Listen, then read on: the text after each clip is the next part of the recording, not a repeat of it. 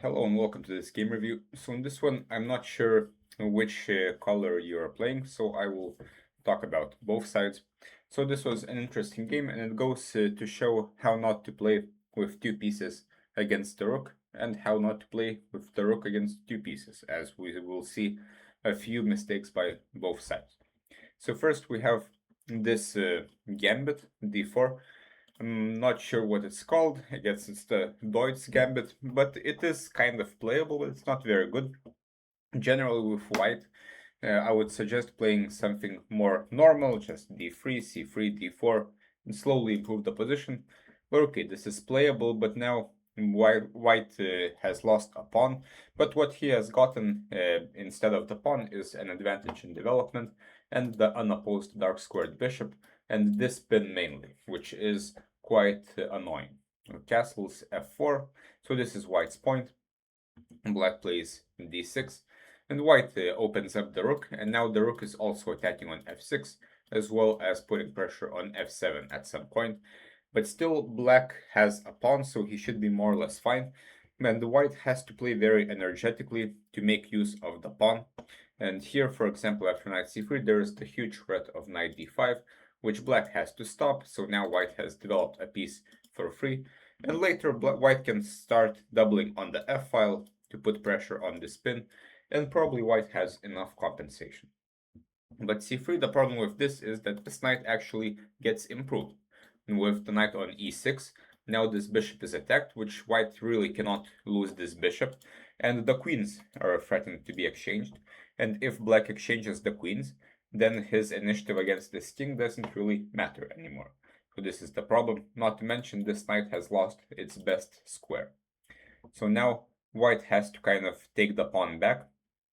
And here white should take the pawn, though after knight f4 this rook might be a little bit stuck, though f7 is hanging, but at the same time rook d1 is a threat. For example, knight a3, rook f8 could be played.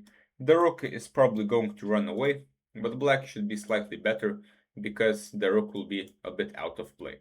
So this is kind of the problem with such gambits. If our best strategy is to get the pawn back, then maybe we have not played it entirely correctly.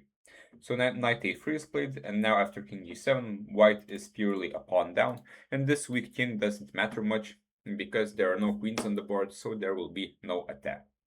So rook f3, probably we should involve our pieces in the game, knight c2, knight e3, maybe knight f5, if possible, or knight g4, as this is the only weak square in the position, or this is the only target. Okay, rook f3, knight f4, bishop b3. So now white starts moving around the same pieces, and I guess the knight wants to go to c4, but there should be some sense of urgency here. And for example, white can improve the knight nicely with knight b5, firstly attacking the pawn with tempo. And you might ask what happens if c6, doesn't the knight have to go back? Well, turns out there's a square here. And if black takes, we are happy. Well, not really happy, but we are isolating these pawns, and we have the simple plan of going here, maybe taking f6, and the white might be kind of okay. After bishop b3, now bishop e6, black finishes development, bishop g4, and knight e2, and here we missed a blunder check. Instead of making the move, which is the most natural, pinning the bishop, we should think about what the opponent's forcing moves are, checks, captures, and attacks, and it turns out that there's a fork. So after all, we have to move a rook where we don't really want to move it, but at least we're not losing it. But after this, now black is winning because he has a rook and a pawn against a knight. But here, black plays this move rook d1, trying to exchange rooks, but what he probably missed is that this rook is defended, so white can take this knight. So now we get this position where black has a rook for two pieces, and two pieces are almost always better than a rook, but there are certain exceptions. For example, when the pieces are not very well coordinated.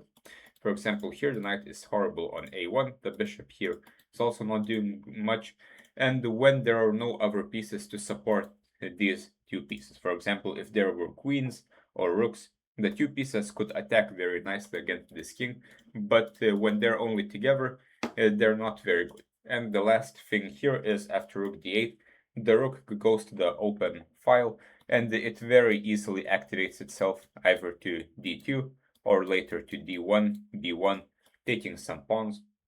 So here, actually, black is slightly better because his rook is extremely active. But c6 is played, and this is a very passive move, as it kind of stops bishop d5, but it wastes time, which black could have used to activate his rook. And now, surprisingly, if white just takes control over the d file, he will have enough time to consolidate, he will get the knight to f5, and start maybe pushing pawns here, and attacking the weakness maybe on f7. Another plan would be later to put the pawn on c5, and eventually maneuver the knight to d6. But white plays king f5, and of course king activity is a good thing, but this king on f5 doesn't really do anything, as f6 is defended by the king, so if we're going to take, we will need some more firepower. And here, if king f3, this is a very instructive variation. King e2, all the entry squares are covered, and black cannot really make progress. Surprisingly, now white will, as mentioned, finally have time to finish development. After king f5, now rook d8 happens, and suddenly black is just winning because of the active rook, and here even mate is threatened.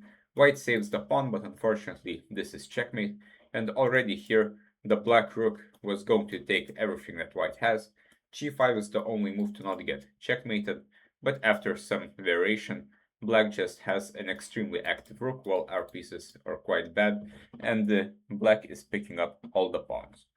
So this was quite a short game, but it shows what to do when we have the rook against two pieces, which is to occupy the only open file as quickly as possible and to activate the rook, while white should try to do the opposite.